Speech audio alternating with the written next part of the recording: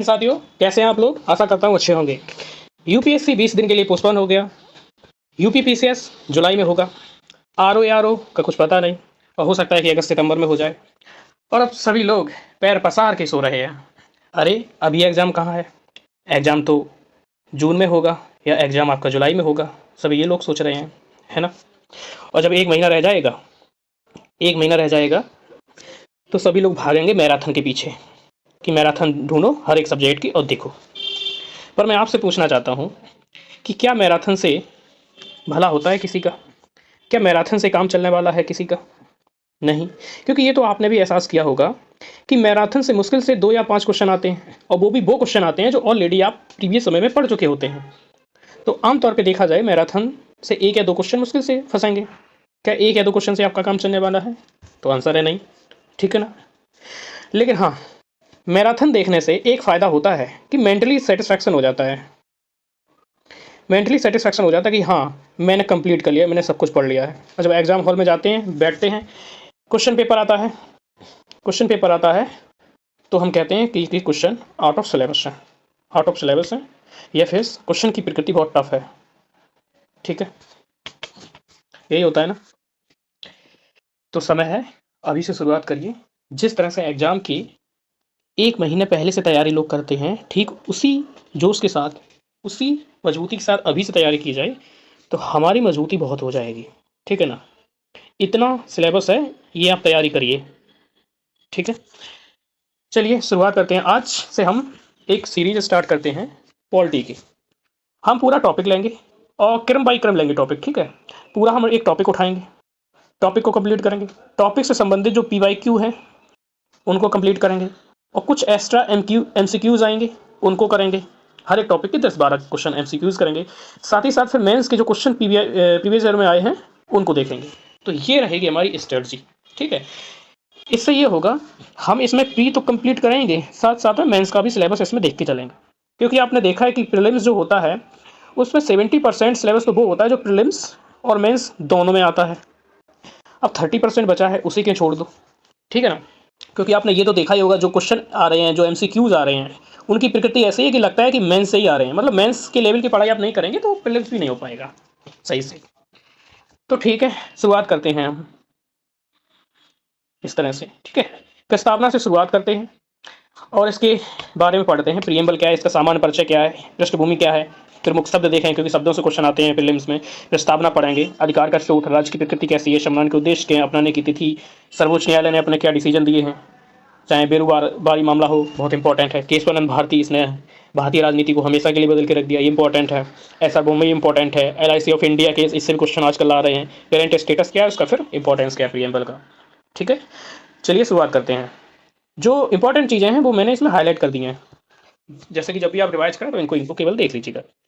तो संविधान की बात करें तो संविधान को भारतीय संविधान सभा ने 26 नवंबर 1949 को संविधान को अपनाया और 26 जनवरी 1950 को लागू कर दिया पूरे देश में संविधान को। पता है आपको? प्रस्तावना की बात करें तो क्या होती है, संविधान के सार या सारयुक्त संविधान से इसका मतलब होता है। मतलब क्या है, जैसे कि आप कोई किताब खरीदने जाते हैं मार्केट में, तो किताब के कवर पेज को हटा दिया जाए तो अगला जो पेज आता है उसमें एक कीनोट होता है। ठीक, उसे कीनोट कहते हैं। तो उसमें किताब में अंदर जो भी दिया जाता है वो सारा इसमें शॉर्ट में दे दिया जाता है कि किताब के अंदर क्या है। ठीक है, ठीक इसी प्रकार से संविधान के अलग अलग उपखंडों में अलग अलग आर्टिकल्स के माध्यम से क्या लिखा गया है वो प्रस्तावना में बता दिया गया है। ठीक है, यानी कि प्रस्तावना को समझकर किसी भी देश के संविधान को समझा जा सकता है। ठीक है, अब बात की जाए, एक ये फैक्ट इंपॉर्टेंट है कि भारत सरकार अधिनियम 1919 में एक प्रस्तावना मौजूद थी। ठीक है, उल्लेख था। 1935 का जो गवर्नमेंट ऑफ इंडिया एक्ट आया 1935 का, इसमें भी उल्लेख था प्रस्तावना का। फिर आई संविधान सभा का गठन किया गया। ठीक है, 9 दिसंबर को संविधान सभा की पहली बैठक होती है। ठीक है, 11 दिसंबर को संविधान सभा की दूसरी बैठक होती है, और 13 दिसंबर की तारीख को जवाहरलाल नेहरू एक उद्देश्य प्रस्ताव लेके आते हैं, रेजोल्यूशन एक लेके आते हैं। ठीक है, ऑब्जेक्टिव रेजोल्यूशन 13 दिसंबर 1946 को, और 22 जनवरी 1947 को संविधान सभा इसको अपना लेती है, और इसी का परवर्ती रूप आपका प्रस्तावना, इसी से प्रस्तावना बनी गया। ठीक है, 13 दिसंबर को लाई, 22 जनवरी को अपना लिया। इसे संविधान की आत्मा भी कहा जाता है। हालांकि डॉक्टर बी आर अम्बेडकर की बात करें तो उन्होंने आर्टिकल 32 को संविधान की आत्मा कहा, संवैधानिक उपचारों का अधिकार। ठीक है, कॉन्स्टिट्यूशनल रेमेडी। अब पृष्ठभूमि देख लो, ये वही बातें की गई हैं उद्देश्य प्रस्ताव के बारे में। अब इसके शब्द देख लो, क्योंकि शब्दों को समझ लेंगे तो फिर प्रस्तावना पढ़ेंगे उसमें आसानी हो जाएगी समझने में। एक शब्द है संप्रभु। संप्रभु का मतलब इनकी प्रभु से जोड़ो, प्रभु। प्रभु जो होते हैं उनसे ऊपर कोई नहीं होता है, ठीक है। इसका मतलब होता है कि स्वतंत्र राष्ट्र, कोई भी राष्ट्र है अपने डिसीजन स्वयं ले सकता है, उस पर किसी बाहर शक्ति का कोई जोर जबरदस्ती नहीं चलेगी। जैसे कि हम ब्रिटेन के गुलाम थे, अब हम स्वतंत्र हैं, ठीक है, अपनी नीति बनाने में, उसे कहते हैं संप्रभु। समाजवादी का मतलब क्या है? लोकतांत्रिक समाजवाद, जहां निजी क्षेत्र और सरकारी क्षेत्र साथ मिलकर काम करते हैं। तीन प्रकार की शासन प्रणालियां होती हैं। एक होता है समाजवादी, ठीक है। एक होता है पूंजीवादी। पूंजीवादी पूंजीवादी में जो उत्पादन की जो इकाइयां होती हैं वो सारी निजी हाथों में होती हैं, ठीक है। और समाजवादी जो होता है, समाजवादी, इसमें उत्पादन की जो इकाइयां होती हैं सभी सरकार के स्वामित्व में होती हैं, सार्वजनिक क्षेत्र में होती हैं, ठीक है। यहाँ पर ये जो चीज़ लिखी है ना, ये ठीक नहीं है। निजी और उसमें मिश्रित होती है ना, बीच की चीज़ उसमें होती है, प्राइवेट भी होती है और पब्लिक भी होती है। धर्मनिरपेक्ष का मतलब होता है एक प्रगतिशील धर्मनिरपेक्षता। इसका मतलब है कि राज्य जो स्टेट होगा, स्टेट मतलब देश, किसी भी व्यक्ति के साथ धर्म के आधार पर कोई भेदभाव नहीं करेगा, ठीक है। लोकतांत्रिक मतलब है कि शक्ति जो है, सर्वोच्च शक्ति जनता के पास होती है, सर्वोच्च शक्ति जनता में निहित होती है। जैसे कहते हैं ना, of the people, by the people और फॉर द पीपल। जो डेमोक्रेसी क्या है, तो लिंकन की जो परिभाषा है, उन्होंने लिंकन ने परिभाषा दी थी, of the people, for the people, by the people. यानी जनता का, जनता के लिए, जनता द्वारा शासन की प्रणाली को लोकतंत्र कहते हैं, ठीक है। गणतंत्र का मतलब ये होता है कि जहाँ का मुखिया या अध्यक्ष निर्वाचित होता है, चुना जाता है। जैसे कि ब्रिटेन की बात करें, यूके की बात करें और भारत की बात करें, इंडिया की बात करें। ब्रिटेन की महारानी प्रमुख होती हैं, अभी उनके बेटा हैं, ठीक है, तो वो उसके राज्य के प्रमुख होते हैं, ठीक है, वंश के आधार पर। और हमारे यहाँ राष्ट्रपति होते हैं, हमेशा उनका चुनाव होता है, ठीक है। न्याय का मतलब सामाजिक, आर्थिक, राजनीतिक पृष्ठभूमि, लोक शास्त्र व्यवहार में निष्पक्षता हो, सभी को न्याय मिले। स्वतंत्रता की बात करें, स्वतंत्रता यानी कि आज़ादी, यानी कि व्यक्ति को अपने चहुमुखी विकास के लिए आज़ादी हो, ठीक है ना, स्वतंत्रता हो, ठीक है। यानी कि ऐसे कह सकते हैं स्वतंत्रता को कि जो अधिकार होते हैं उनको सरकार ने वैधानिकता दी हो या कॉन्स्टिट्यूशन ने वैधानिकता दी हो, ठीक है। अब इसको नेक्स्ट आगे पढ़ेंगे विस्तार से। स्वतंत्रता की बात करें, फ्रीडम, लिबर्टी, तो संविधान में 5 प्रकार की विचार और व्यक्ति विश्वास, धर्म, उपासना की आज़ादी दी गई है। 5 प्रकार की आज़ादी दी गई है। समानता की बात करें तो स्थिति और अवसर के संदर्भ में किसी विशेष हेतु प्रावधानों की अनुमति, मतलब कि सभी लोग समान होंगे, किसी के साथ भेदभाव नहीं किया जाएगा। बंधुत्व का मतलब है देश की एकता और अखंडता के साथ भाईचारा होगा, ठीक है। आपने ये सब समझे होंगे। अब हम उद्देश्य का देख लेते हैं, ठीक है, संविधान की उद्देश्य का इस तरह से देख लेते हैं। हम भारत के लोग, भारत को एक, सबसे पहले देखो हम भारत के लोग में, हम भारत के लोग का मतलब क्या है? Be the people of India, इसमें कहा गया be the people, people of India. इसका मतलब है कि जनता ही जनार्दन है, सर्वोच्च शक्ति जनता में निहित है। मतलब जो संविधान है जनता ने बनाया है, अपने लिए बनाया है, और जनता ही इसको शक्ति देती है, तभी ये संविधान चलता है। अगर हम आपसे पूछें कि एक तरफ सरकार है, दूसरी तरफ संविधान है, संविधान है तो सर्वोच्च कौन है, तो आंसर होगा संविधान, ठीक है। अब फिर हम कहें कि एक तरफ जनता है और एक तरफ संविधान है आपका, तो कौन सर्वोच्च है? अब संविधान नहीं होगा, अब जनता होगी, क्योंकि जनता ने ही संविधान बनाया और इसी यही पावर देती है, ताकत देती है, अपने ही लोगों को भेजती है जो संविधान जिन्होंने बनाया है, ठीक है। अब इसको देख लो, हम भारत के लोग, ये लिया कहाँ से गया है? अमेरिका से लिया गया, यूनाइटेड स्टेट ऑफ अमेरिका से लिया गया है। उसमें लिखा गया है be the people of United state, इस तरह से लिखा गया है, be the people of United state. अब इसको देखते हैं कि हम भारत के लोग भारत को एक संपूर्ण प्रभुत्व संपन्न समाजवादी पंथ निरपेक्ष लोकतांत्रिक गणराज्य बनाने के लिए, एक सब इसमें शब्द देख लो कितने यूज हुए हैं। इनसे ये भी पूछ देता है कि संपूर्ण प्रभुत्व संपन्न का मतलब क्या है, और साथ ही इनका क्रम लगाइए, यानी कि सोवरेन, समाजवादी यानी कि सोशलिस्ट, पंथ निरपेक्ष यानी कि सेकुलर, लोकतांत्रिक यानी कि डेमोक्रेटिक, और गणतंत्र यानी कि रिपब्लिक। तो SSSDR ऐसे याद रख सकते हैं। एक SDR है, IMF का जो SDR करेंसी होती है SDR, और 2 S और लगा दो सामने, ठीक है। और क्रम कैसे याद रखोगे, वो ऐसे याद रखोगे कि पहले तो सोवरेन होना चाहिए, संपूर्ण प्रभुत्व संपन्न होना चाहिए, उसके बाद समाजवादी होगा, सेकुलर बाद में जोड़ा गया, तो संपूर्ण प्रभुत्व संपन्न होगा, और समाजवाद में और सेकुलर में क्या ज़्यादा जरूरी है, वो है समाजवादी, ठीक है, आमतौर पे, ठीक है, तो समाजवादी हो जाएगा। तो संपूर्ण प्रभुत्व संपन्न और समाजवादी, फिर पंथ निरपेक्ष लगा देना, और फिर DR यानी कि डेमोक्रेटिक, ठीक है। इसके बाद गणतंत्र बनाने के लिए तथा उसके समस्त नागरिकों को सामाजिक, आर्थिक, राजनीतिक न्याय। न्याय किस प्रकार का है? सामाजिक भी है, न्याय आर्थिक भी है, न्याय राजनीतिक भी है। तो न्याय 3 प्रकार की बात की गई प्रस्तावना में, ये याद रखना। फिर स्वतंत्रता की बात होती है, समस्त नागरिकों को न्याय और विचार, अव्यक्ति विश्वास, धर्म होता है यहाँ पे श्रद्धा या धर्म, ठीक है, धर्म और उपासना की स्वतंत्रता। तो आज़ादी कितने प्रकार की? 5 प्रकार की है, ठीक है। विचार करने की है, अभिव्यक्ति करने की है, मतलब कोई भी विचार कर सकते हो, ठीक है, अभिव्यक्ति कर सकते हो, कोई भी विश्वास हो सकता है आपका, और कोई भी धर्म अपना सकते हो, किसी को उपासना कर सकते हो। अब फिर समानता की बात करें तो प्रतिष्ठा की समानता और अवसर की समानता, 2 प्रकार की समानताओं की बात की गई है, याद रखना, इसी तरह क्वेश्चन पूछे जाते हैं।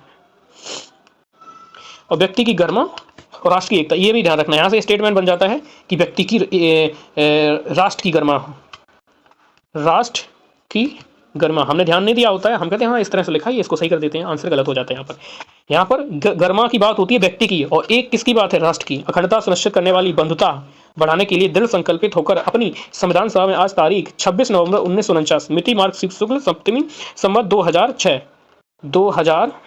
संवत थी उस समय, ठीक है, संवत विक्रम संवत को ऐसा द्वारा इस संविधान को अंगीकृत, अधिनियमित और आत्मार्पित करते हैं। अंगीकृत यानी कि अपने अंगों में अपना लेते हैं, अधिनियमित यानी कि पूर्णतः बन चुका है, और आत्मार्पित अपनी आप में स्वीकार कर लेते हैं, आत्मा अर्पित कर देते हैं इसको, ठीक है। तो इस तरह से आपने इसको पढ़ा। आगे देख लीजिए, अधिकार का स्रोत कौन है? तो भारत के लोग हैं, आपने देख लिया। राज्य की प्रकृति इसमें क्या कहा गया है? तो राज्य की प्रकृति क्या है अगर आपसे पूछा जाए तो वही आप फॉर्मूला बता दिए, SSSR, sovereign, socialist, secular, democratic, Republic, SSSR। Bharat को संप्रभु, समाजवादी, धर्मनिरपेक्ष, लोकतांत्रिक, गणतंत्र घोषित किया गया है।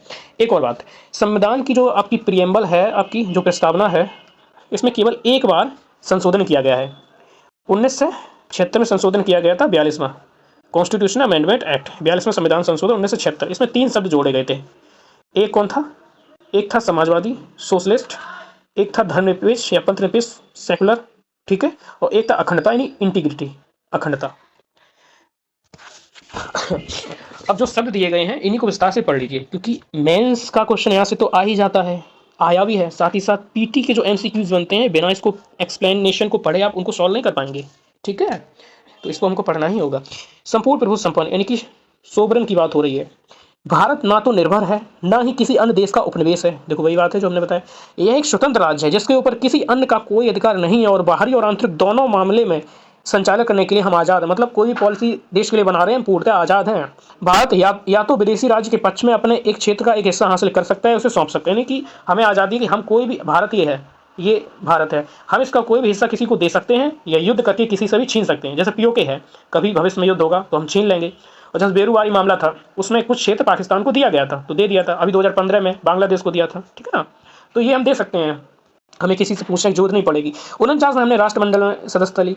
भारत ने ब्रिटिश राष्ट्रों की पूर्ण सदस्यता जारी रखने की घोषणा की, लेकिन इससे भारत की संप्रभुता प्रभावित नहीं हुई। आपसे स्टेटमेंट पूछा जा सकता है कि भारत ने ब्रिटिश राष्ट्रमंडल की सदस्यता ली है और इसमें वही सदस्य हैं जो ब्रिटेन के, यूके के, यूनाइटेड किंगडम के पहले उपनिवेश रह चुके हैं, तो क्या भारत की संप्रभुता कम हो जाती है? तो आंसर नहीं, क्योंकि हमने अपने मन से ली है और जब हम चाहेंगे छोड़ देंगे, तो ये स्टेटमेंट यहाँ से भी बन जाता है।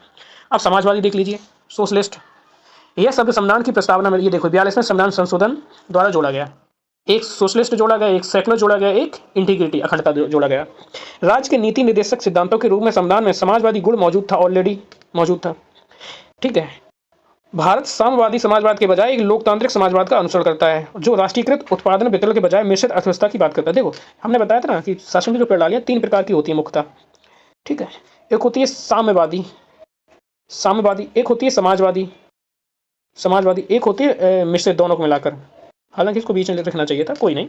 साम्यवादी होती उत्पादन और वितरण पूर्णतः राज्य के नियंत्रण में होगा, ठीक है, राज्य जो चाहेगा उसका उत्पादन होगा, राज्य जो चाहेगा उसका वितरण होगा। जैसे कि सोवियत संघ जब था, या फिर 1979 से पहले का आप चाइना देख लो वो, ठीक है। फिर समाजवादी जो होता है ये थोड़ा इससे थोड़ा कम होता है, नरम होता है, ठीक है, इसमें थोड़ा थोड़ा आज़ादी मिलने लगती है निजी क्षेत्र को भी। और मिश्रित में ये होता है कि आधा काम प्राइवेट करता है, आधा काम पब्लिक यानी कि सरकारी क्षेत्र करता है। समाजवादी आपने देख लिया। धर्मनिरपेक्ष का मतलब देखिए, 42वें संविधान 1976 में ये शब्द जोड़ा गया है संविधान की प्रस्तावना में, ठीक है। आर्टिकल जो 25 से 28 तक जो फंडामेंटल राइट्स दिए गए हैं इसमें धर्मनिरपेक्षता प्रतिबिंबित होती है, क्योंकि आर्टिकल जो 25 है इसमें कहा आप कोई भी धर्म मान सकते हैं, कोई भी धर्म को फॉलो कर सकते हैं। 26 में कहा गया है कि राज्य किसी एक व्यक्ति, एक समूह पर कर नहीं लगा सकता है जिस कर से वो किसी दूसरे समूह का विकास करे। हाँ, सभी समूह को विकास कर सकता है, नहीं सभी धर्मों की बात हो रही समूह से, ठीक है। 27 की बात की गई है, फिर 28 की बात की गई है, ये सारे इसी की बात करते हैं। भारतीय धर्मनिरपेक्षता देश के सभी धर्मों को राज्य से समान दर्जा और समर्थ प्रदान करती है। ठीक है, तो सेकुलर का मतलब है, कुछ लोग कहते थे, कुछ लोगों का ऐसा मानना है कि हमारा जो देश है 1976 में सेकुलर बना, जब प्रस्तावना में 42वां संशोधन किया गया। तो अगर वो ऐसा सोच रहे हैं तो उनका सोचना बिल्कुल गलत है। ऐसा नहीं है, प्रस्तावना में केवल एक शब्द जोड़ दिया गया और उससे कोई फर्क नहीं पड़ा संविधान पे, क्योंकि हमारा जो संविधान था अपनी मूल प्रकृति में सेकुलर था, धर्मनिरपेक्ष था। अब आप पूछेंगे कैसे, तो ऐसे हमने फंडामेंटल राइट की बात की है। फंडामेंटल राइट 14 क्या कहता है, विधिक समझ सब समान होंगे, कोई भी धर्म हो, कोई भी जाति हो, कोई भी लिंग हो, है ना। आर्टिकल 15 सभी की समानता की बात करता है, लोक नियोजन में सभी को यानी सरकारी नौकरियों में समानता मिलेगी। 19 की बात की, जो अव्यक्ति है, वाक व अव्यक्ति की आज़ादी है, तो उसमें सभी की बात की गई है, कोई आधार पर भेदभाव नहीं लगा सकते हैं। ठीक है, आर्टिकल 20 है, आर्टिकल 21 है, आर्टिकल 22 है ना, और फिर आर्टिकल 25 से लेकर 28 तक हैं, आर्टिकल 29 आर्टिकल 30 है। ठीक है, इसी प्रकार से यूनिफॉर्म सिविल कोड की बात करें, यूनिफॉर्म सिविल कोड की बात करें, आर्टिकल 44 और डीपीएसपी में कई सारे प्रावधान हैं। ठीक है, फिर आपका सीआरपीसी हो जाएगा, सीआरपीसी। ठीक है, आपका सीपीसी हो जाएगा, आपका आईपीसी हो जाएगा, और बहुत सारे कानून हैं। ये सब कानून धर्म के आधार पर कोई भेदभाव नहीं करते हैं, इसमें इसका उल्लेख ही नहीं किया गया है। तो सीधी सी बात है कि धर्मनिरपेक्ष मूल प्रकृति में देश था। डेमोक्रेटिक का मतलब सीधा है, लोकतंत्र को संसदीय लोकतंत्र के माध्यम से क्रियान्वित किया जाता है, जहां कार्यपालिका सभी नीतियों कार्यों के लिए विधायिका के प्रति जिम्मेदार होती है। ठीक है, लोकतंत्र में सर्वोच्च शक्ति देश के लोगों के पास होती है, यानी कि जनता ही क्या होती है, जनता ही जनार्दन होती है। राजनीतिक लोकतंत्र के अलावा सामाजिक और आर्थिक लोकतंत्र की अनुमति के लिए लोकतंत्र का व्यापक अर्थ में प्रयोग किया जाता है। लोकतंत्र का पितृ स्वरूप संसद। अच्छा छोड़ो, सीधा मतलब होता है लोकतंत्र का मतलब क्या है, डेमोक्रेसी। ठीक है, दो शब्दों से बनता है, डेमोस और क्रेसी। इसका मतलब होता है तंत्र और इसका मतलब होता है लोग। जहां लोगों की भूमिका ज़्यादा होती है, तंत्र कम प्रभावशाली होता है, वहां डेमोक्रेसी होती है। ठीक है, और तंत्र ज़्यादा मजबूत होने लगे, लोग दबने लगे, समझ लो डेमोक्रेसी खत्म होती जा रही है। ठीक है, डेमोक्रेसी कई रूप होते हैं, जैसे एक राजनीतिक डेमोक्रेसी होती है, राजनीतिक लोकतंत्र, आर्थिक लोकतंत्र भी होता है और सामाजिक लोकतंत्र भी होता है। आज़ादी के बाद 1947 में आज़ाद हुआ देश, 1950 में संविधान लागू हुआ, तो राजनीतिक लोकतंत्र हमारे यहाँ आ चुका था, लेकिन आर्थिक लोकतंत्र और सामाजिक लोकतंत्र आज तक नहीं आ पाया है। इसमें हम जितना प्रयास कर रहे हैं उतना ही कम है। आर्थिक लोकतंत्र का मतलब है कि सभी लोगों के पास जीवन की मूलभूत सुविधाएं हों। ठीक है, सभी लोगों को आज़ाद हो, सभी लोगों के पास इतने सुविधाएं हों जिससे वो अपने जीवन अच्छे से गुजार सकें। सामाजिक मतलब कि जाति के आधार पर, लिंग के आधार पर कोई भेदभाव ना हो। तो सामाजिक भेदभाव कितना ज़्यादा जाति पर था, ये सब चीज़ें हो रही देश में, तो सामाजिक लोकतंत्र नहीं है। ठीक है, गणतंत्र का मतलब सीधा वही होता है कि राष्ट्र का जो प्रमुख होता है, राष्ट्र जो प्रमुख होता है हमारा कौन होता है, राष्ट्रपति होता है। राष्ट्र प्रमुख का अगर निर्वाचन होता है तो वो रिपब्लिक है, नहीं तो रिपब्लिक नहीं है। तो ब्रिटेन है वो रिपब्लिक नहीं है और इंडिया रिपब्लिक है। इसको पढ़ भी सकते हैं, और कुछ नहीं इसमें। संविधान के उद्देश्य क्या है, संविधान के उद्देश्य देखो, दो चीज़ें आती हैं आपकी। सबसे पहले एक संविधान पे दर्शन होता है, हम लिखते हैं संविधान, संविधान। ठीक है, हमारा जो संविधान है एक तरफ दर्शन की बात करता है, एक तरफ उद्देश्य की बात करता है, और उद्देश्य की प्राप्ति दर्शन पर चलकर ही हो सकती है। मतलब दर्शन को फॉलो करोगे तब उद्देश्य की प्राप्ति होगी। ठीक है, दर्शन क्या है, दर्शन यही है, SSTR, sovereign, socialist, secular, democratic, Republic. और ये है, जैसे इसमें जस्टिस यानी कि न्याय आ जाएगा, है ना, लिबर्टी आ जाएगी, आज़ादी आ जाएगी, इक्वलिटी आ जाएगी, है ना, फ्रेटर्निटी आ जाएगी, एटसेट्रा। तो आपने देखा कि संविधान का उद्देश्य क्या है, न्याय है, स्वतंत्रता है, संविधान समानता है और बंधुत्व है। ठीक है, अब न्याय देख लीजिए। न्याय का जो विचार है, जो शब्द है, जो प्रियम्बल में हमारे शामिल है, कहाँ से लिया गया आपसे पूछा जाए तो रूसी क्रांति 1917 में क्रांति हुई थी, उससे लिया गया। इसका मतलब है कि जाति, धर्म, लिंग, धर्म किसी भी आधार पर नागरिकों में कोई भेदभाव नहीं किया जा सकता है। SC ST OBC की स्त्रियों की अनुमति इनकी भी देता है, कोई मतलब ज़्यादा नहीं है। ठीक है, कोई भेद सही है, ज़्यादा कुछ नहीं है। आज़ादी की बात की गई, संविधान की प्रस्तावना स्वतंत्रता प्रदान का उपबंध भी करती है। अर्थ व्यक्तिगत गतिविधियों पर संयम का अभाव व्यक्ति के विकास के अवसर का प्रावधान। ये देखो, स्वतंत्रता का विचार मौलिक अधिकार के माध्यम से सभी नागरिकों तक फैला हुआ है। जो विचार है, व्यक्ति विश्वास, धर्म, ये सारी स्वतंत्रता देता है। जो स्वतंत्रता है ये फ्रांसीसी से लिया गया, ये इंपॉर्टेंट है। जो न्याय है कहाँ से लिया गया है, रूसी क्रांति से। और 3 शब्द हैं, स्वतंत्रता, समानता और बंधुता या भ्रातृत्व, ये सब जो है ना फ्रांसीसी क्रांति से लिए गए हैं। ठीक है, समानता की बात करें तो विशेषाधिकारों का अभाव होना, यानी कि किसी भी व्यक्ति को विशेष अधिकार प्राप्त ना हो। ठीक है, सामाजिक, राजनीतिक, आर्थिक दृष्टि से और अवसर की समानता प्राप्त हो लोगों को। आर्टिकल 14 से 18 तक समानता का अधिकार दिया गया है ना, फंडामेंटल राइट में, ये आपने देखा होगा।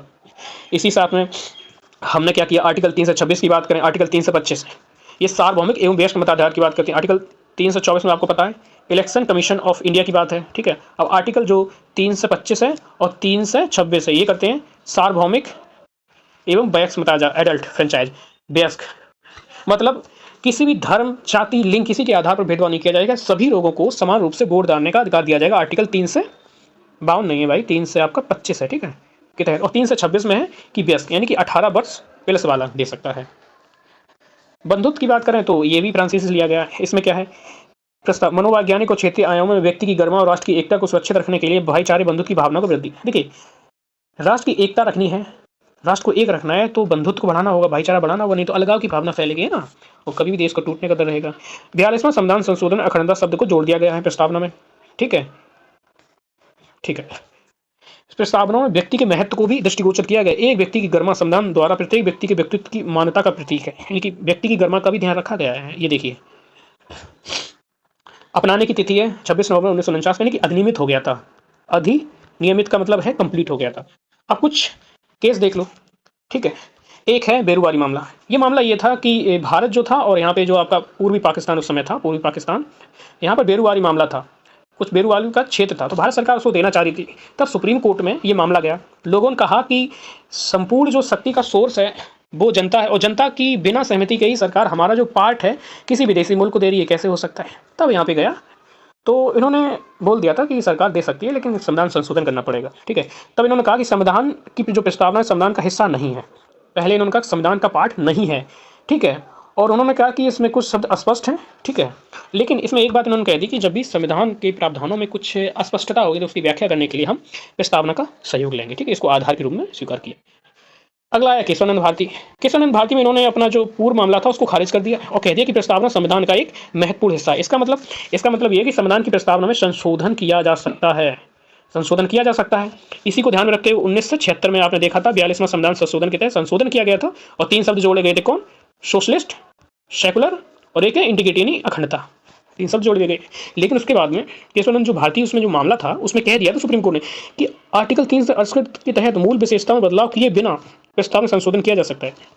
एक क्वेश्चन और यहाँ उठता है, वो क्वेश्चन ये, अगर आप जो लोग मानते हैं कि हमारा संविधान 42वें संशोधन के बाद 1976 सेकुलर बना है, तो इसलिए भी मानना गलत है, क्योंकि doctrine of basic structure supreme court ने 1973 में केशवानंद भारती में दे दिया था। इन्होंने कहा था कि संविधान की एक मूल आत्मा है, ठीक है, और उस मूल आत्मा के से छेड़छाड़ अगर सरकार करेगी तो हम उसको मान्य नहीं करेंगे, उसको अवैध कर खारिज कर देंगे, असंवैधानिक करार दे देंगे, ठीक है। तो ऐसे में अगर ये इसमें शब्द जोड़ रहे हैं, कौन सा, इन्होंने 3 शब्द जोड़े, एक समाजवादी जोड़ दिया, समाजवादी, एक जोड़ दिया आपका पंथ निरपेक्ष और एक जोड़ दिया अखंडता शब्द। समाजवादी चीज़ें हमारी डीपीएसपी में थी, ठीक है, और हमारा राज्य का उद्देश्य भी था, इसलिए ये जोड़ा गया, तो सुप्रीम कोर्ट ने इसको खारिज नहीं किया, इसको मान्य कर दिया। पंथ निरपेक्षता की बातें जो पहले हमने बता दिया है वीडियो में आगे ही, वो सारी दी थी, इसलिए इसको भी मान्य कर दिया। अगर ये मौलिक संरचना के साथ छेड़छाड़ होता, अगर गलत होता है, इसको खारिज ना कर देता सुप्रीम कोर्ट, और अखंडता भी। फिर एसआर बोम्बई केस आया, उसमें भी कह दिया, एसआर बोम्बई केस आया 1994 में, ठीक है। एसआर बोम्बई मेनली सीएम थे, आई थिंक तमिलनाडु या आंध्र प्रदेश के थे, याद नहीं आ रहा। उसमें भी कह दिया कि ये प्रस्तावना जो है ना, उसमें तो सीधा ये कह दिया कि प्रस्तावना संविधान की मूल संरचना का भाग है, मतलब कि प्रस्तावना के साथ कोई छेड़छाड़ नहीं की जा सकती बेटा, ध्यान दो, हाँ, नहीं तो उठा के पटक देंगे सुप्रीम कोर्ट, जैसे कि आज कल ये जो एसबीआई और जो बॉन्ड का मामला चल रहा है, सरकार की नाक में दम कर दिया है। लेकिन सरकार भी काफ़ी होशियार होती है, इन्होंने बॉन्ड का मामला उठाया, ठीक है, उन्होंने सीएम केजरीवाल को उठा लिया ताकि जनता का ध्यान भटक जाए। खैर, अपने राजनीति नहीं करते हैं, अपना आगे आ जाते हैं। फिलहाल देखते हैं एलआईसी इंडिया, ये भी इंपॉर्टेंट केस है। अब क्वेश्चन इससे भी आ रहे हैं, क्योंकि उनसे जितने क्वेश्चन पूछने थे पूछ लिए, अब नेक्स्ट यहीं से बनने। इसने भी कह दिया कि प्रस्तावना को सर्वोच्च न्यायालय ने संविधान के अभिन्न अंग मान लिया, ठीक। अब करंट स्टेटस क्या है देख लो, प्रस्तावना भी क्या है, संविधान का अंग है। पहली बात, भारतीय संविधान की प्रस्तावना ना तो विधायिका के लिए शक्ति का सोर्स है, ना ही उनकी शक्तियों पर निषेध लगाती है। विधायिका इससे शक्ति प्राप्त करती है, आंसर है नहीं। विधायिका की शक्ति पर निषेध लगाती है, आंसर है नहीं। उद्देश्य का न्यायोचित नहीं है। इसका मतलब ये कि आप सुप्रीम कोर्ट में नहीं जा सकते हो कि इसमें ये लिखा है और इसको लागू किया जाए। जैसे कि आपकी जो फंडामेंटल राइट है, आर्टिकल कितने से हैं, 12 से लेकर के आर्टिकल 35 तक, इनमें किसी फंडामेंटल का उल्लंघन हो रहा है तो आर्टिकल आप 32 का प्रयोग करके और 226 का प्रयोग करके क्रमशः सुप्रीम कोर्ट और हाई कोर्ट जा सकते हैं। लेकिन प्रस्तावना में ऐसा कुछ नहीं, ठीक है। अब महत्व देख लो, पंडित ठाकुरदास भार्गव ने क्या कहा, संविधान की आत्मा कहा इसको। एन.ए. पालकीवाला ने कहा कि संविधान का पहचान पत्र, ठीक है। आत्मा, आत्मा ऐसे याद रखो। ठाकुरदास यानी ठाकुर, ठाकुर ने भगवान जी होते हैं, ठीक है। ठाकुरदास भार्गव, भार्गव भगवान जी होते हैं। और भगवान जी की सुबह सुबह पूजा किस लिए की जाती है? ताकि आत्मा की शुद्धि के लिए, ठीक है। तो पंडित ठाकुरदास भार्गव ने क्या कहा? आत्मा समदान की है। और एने पालकी वाले नहीं, पालकी याद रखो। पालकी पहले क्या होती है? शादी होती थी, जो डोली जाती, पालकी जाती थी। लेकिन अब ये चीज़ें नदारद मिलेंगी, यानी कि अब ये पहचान के ही रूप में रह गया है किताब विताब में। वहीं इनकी पहचान देखी जा सकती है, नहीं तो नहीं पता चल सकता है। तो एने पालकी वाला ने पहचान रह गई है, ठीक है। आगे क्या है? संविधान निर्माताओं ने किस सपनों और महत्वाकांक्षाओं के साथ संविधान सभा की दृष्टि गठन करी? सुप्रीम कोर्ट ने कहा था। इनकी संविधान जो सभा की निर्माता थे, उनके मनो मस्तिष्क का एक झलक दिखाती है ये, ठीक है। मूल्यों का दर्शन है, प्रतीक है। सर्वोच्च न्यायालय संपूर्ण अधिनियम, ये देखो, भारत के संपूर्ण संविधान के अधिनियमन के बाद निर्मित किए गए, ये इंपॉर्टेंट है। भारतीय संविधान की उद्देशिका, preamble of the constitution, Bharat के संपूर्ण संविधान के अधिनियमन के बाद अधिनियमित किया गया। मतलब प्रस्तावना को सबसे बाद में बनाया गया था, ठीक है। आधारित थी जो ऑब्जेक्टिव रेजोल्यूशन था, जिसे जवाहरलाल नेहरू लाए थे। कब लाए थे? तो लाए थे 13 दिसंबर 1946 को लाए थे। और कब स्वीकार किया संविधान सभा ने? 22 जनवरी 1947 को स्वीकार किया। ये सबसे बाद में अधिनियमित की गई थी, संविधान अधिनियमित होने के बाद। अब कुछ पीवाईक्यू आए हैं प्रीलिम्स के, उनको देख लेते हैं। पहला देखिए, राज्य व्यवस्था के संदर्भ में निम्नलिखित में से किस एक को आप स्वतंत्रता का सर्वाधिक उपयुक्त व्याख्या के रूप में स्वीकार करेंगे? सर्वाधिक उपयुक्त व्याख्या, राजनीतिक शासकों की तानाशाही के विरुद्ध संरक्षण, नियंत्रण का अभाव, इच्छा अनुसार कुछ भी करने का, है ना, अवसर, स्वयं को पूर्णतः विकसित करने का अवसर। बताइए, कमेंट में जरूर बताना। इसका देखो, राजनीतिक शासकों की तानाशाही के विरुद्ध संरक्षण, तो ये तो आजादी की कोई अच्छी व्याख्या नहीं हो सकती ना। नियंत्रण का अभाव, इसका मतलब कोई नियंत्रण ही ना हो, जनता जो चाह रही जो करे, ऐसा तो नहीं है। मतलब कोविड चल रहा है और लोग कह रहे हैं हम तो पूरे देश में घूमेंगे क्योंकि हमारे पास सर्वत्र देश में विचरण करने का अधिकार है, ऐसा तो नहीं होगा, है ना। कुछ भी इच्छा अनुसार कुछ भी करने का, ऐसा मतलब किसी का मर्डर कर दो, ऐसे थोड़ी है। तो ये कोई व्याख्या, हाँ, स्वयं को पूर्णता विकसित करने का अधिकार है, ये ठीक है।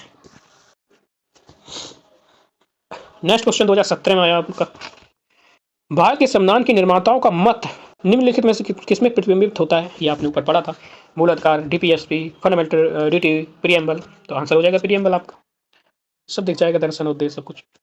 2015 का क्वेश्चन है, निम्नलिखित उद्देश्यों में से कौन सा भारत के संविधान की उद्देशिका में समाविष्ट नहीं है? आंसर नहीं है, ध्यान रखना, ठीक है। विचार की स्वतंत्रता, आर्थिक स्वतंत्रता, अव्यक्तिक स्वतंत्रता, विश्वास स्वतंत्रता, ये है आपका, ये नहीं है। क्योंकि विचार, अभिव्यक्ति, विश्वास, धर्म और उपासना की स्वतंत्रता, ये 5 प्रकार की आज़ादी दी गई है, ठीक है। अब आप कहेंगे आर्थिक तो था, नहीं, वो न्याय था बेटा। न्याय था, कौन सा? सामाजिक, आर्थिक, राजनीतिक, एक क्रम भी याद रखो, सामाजिक, आर्थिक, राजनीतिक। क्योंकि आप पीसीएस सीसीएस दे रहे हैं एग्जाम, तो उसमें ये क्वेश्चन पूछ लेता है। सरल सा क्वेश्चन होगा, लेकिन आपका 1 नंबर चला जाएगा। 2013 क्वेश्चन देख लो, भारत के संविधान के उद्देश्यों में से एक के रूप में आर्थिक न्याय का उपबंध किसमें किया गया? आर्थिक न्याय,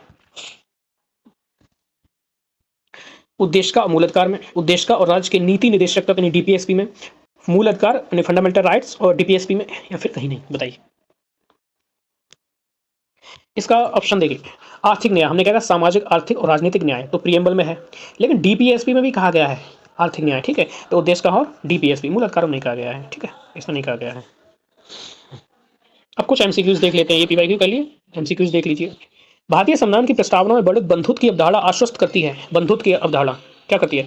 संविधान का मूल दर्शन, समाज के किसी भी वर्ग के लिए विशेष अधिकारों का अभाव, व्यक्ति की गरिमा, राष्ट्र की एकता, अखंडता, एक से अधिक या कोई नहीं। आंसर सी हो जाएगा इसका, यानी कि 3 आंसर। नेक्स्ट देखिए, भारतीय संविधान की प्रस्तावना किस पर आधारित है? गवर्नमेंट ऑफ इंडिया एक्ट 1935, उद्देश्य प्रस्ताव, निर्देश का साधन, उपयुक्त में से एक से अधिक, उपयुक्त में से कोई नहीं। बताइए, उद्देश्य प्रस्ताव कौन लाया था? जवाहरलाल नेहरू लाए थे। कब लाए थे? याद होगा आपको, हम बार बार क्या बताएं। प्रस्तावना के बारे में सत्य कथन बताइए। ये विधायिका की शक्ति का स्रोत है और विधायिका की शक्तियों पर निषेध का स्रोत है। यह न्यायसंगत है। इसके प्रावधान कानून की अदालत में लागू करने योग्य हैं। उपयुक्त में से एक से अधिक, उपयुक्त में से कोई नहीं। बताइए, इसका ऑप्शन हो जाएगा फाइन। ये विधायिका की शक्ति का सोर्स भी नहीं है और उसकी शक्तियों पर निषेध भी नहीं करता। ये न्याय संगत भी नहीं, मतलब सुप्रीम कोर्ट, हाई कोर्ट में नहीं जा सकती, इसके उल्लंघन पर अदालतों में लागू भी नहीं किया जा सकता है, ठीक है। बताइए, संविधान की कुंडली किसने कहा, यानी संविधान की राजनीतिक कुंडली, ये किसने कहा प्रस्तावना को? अम्बेडकर जी, माधवराव के मुंशी और ये देखिए के एम मुंशी, ठीक है। इसको याद कैसे रखेंगे? मुंशी से, मुंशी यानी मुनीम लोग। ये क्या करते थे? बही खाता का देखभाल करते थे। बही खाता जो होता था, हर एक लोगों की कुंडली का ये लोग ध्यान रखते थे। जैसे ही कर्ज बढ़ता जाता था उनकी अंगूठे लगवा लेते थे और सारी ज़मीन हड़प लेते थे। ठीक है, तो मुंशी और कुंडली ऐसे याद रखिए। अगला है संविधान की प्रस्तावना में बोले शब्दों का क्रम। देखिए ये क्वेश्चन है, ये पूछा हुआ है भैया, यूपी पीसीएस हुआ, आरओ एआरओ हुआ, जब इसमें पूछ रहा है तो और भी एग्जाम में पूछता है, यहाँ तक कि यूपीएससी में भी पूछा है, ईयर ध्यान नहीं है, 2011-12 के आसपास। तो बताइए क्या होगा क्रम इसका प्रस्तावना में बड़े शब्दों का।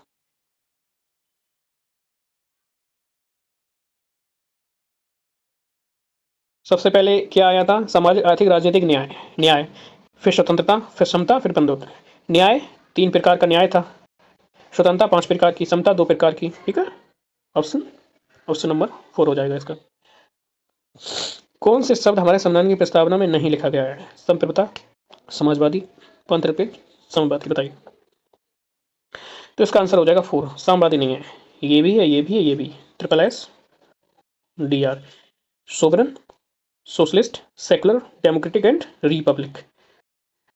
ये देखिए क्वेश्चन, संविधान की प्रस्तावना की कानूनी या वैधानिक स्थिति क्या है ये बताइए आप। परिवर्तनीय है, यह परिवर्तनीय नहीं है, इसे विशेष परिस्थितियों में लागू किया जा सकता है, इनमें से कोई नहीं, बताइए आंसर दो। 42वां संविधान संशोधन 1976 प्रस्तावना में कौन सा शब्द जोड़ा गया, बताइए। समाजवादी, 3 जोड़े गए थे, समाजवादी, पंथ निरपेक्ष और अखंडता, 3 शब्द जोड़े गए थे। ठीक है, बार बार मैं इसलिए एक्सप्लेन कर रहा हूँ ताकि याद हो जाए क्लास में। ये देखिए इसका भी क्रम है कि भारत के संविधान की प्रस्तावना में कितने प्रकार के न्याय, स्वतंत्रता, समता, अखंडता का उल्लेख उसी क्रम में किया गया है, बताइए।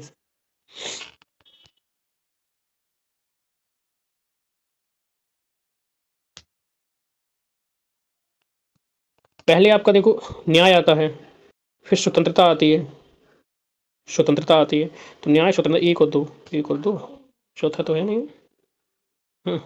आपका यही हो जाएगा। ठीक है, अब मुख्य परीक्षा क्वेश्चन देख लेते हैं। मुख्य परीक्षा का क्वेश्चन भी बड़ा खतरनाक आया था। पहला क्वेश्चन देखिए, उद्देश्य का इनकी प्रस्तावना में शब्द गणराज्य के साथ जुड़े प्रत्येक विशेषण पर चर्चा कीजिए। क्या वर्तमान परिस्थितियों में ये प्रतिरक्षणीय है। थोड़ा इंग्लिश भी देख लो, हिंदी में तो ज़्यादा समझ में आता नहीं है। Discuss each adjective attached to the word republic, attached to the word republic in the preamble are they defendable the present circumstances. 2016 में क्वेश्चन पूछा गया था, 12.5 नंबर का था। तो इसका मतलब यही है कि आपको 200-250 शब्द तो लिखना होगा। इसका मेन ये है कि गणराज्य लिखा यानी कि रिपब्लिक।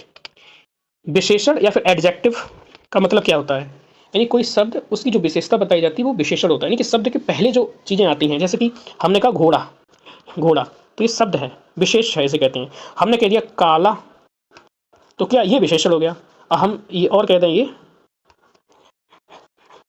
सुंदर काला घोड़ा, तो ये क्या एडजेक्टिव है। और ये जो है ये एडजेक्टिव का एडजेक्टिव यानी कि एडवर्ब जैसे कहते हैं, ये हिंदी में विशेषण, ये हो जाएगा प्राविशेषण। ठीक है ना, ये विशेषण का विशेषण, ये विशेषण की भी विशेषता बताता है।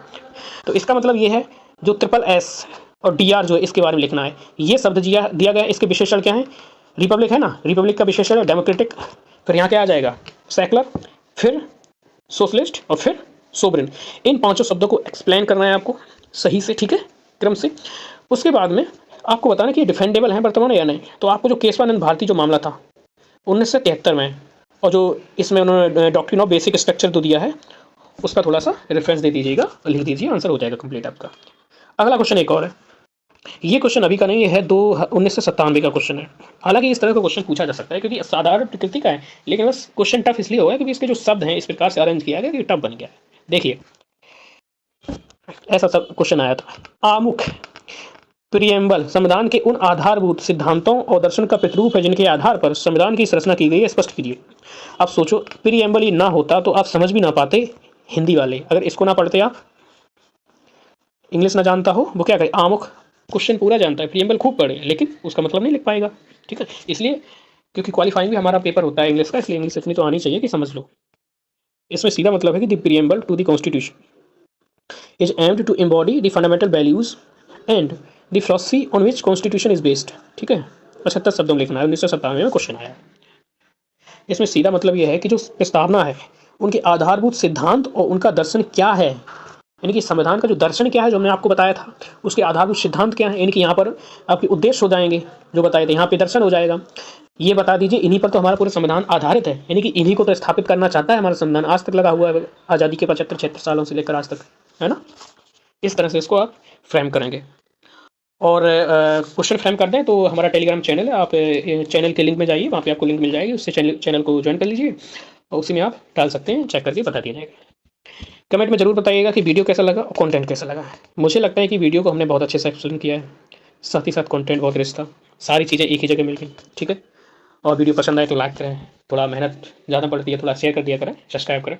Thank you, all the best.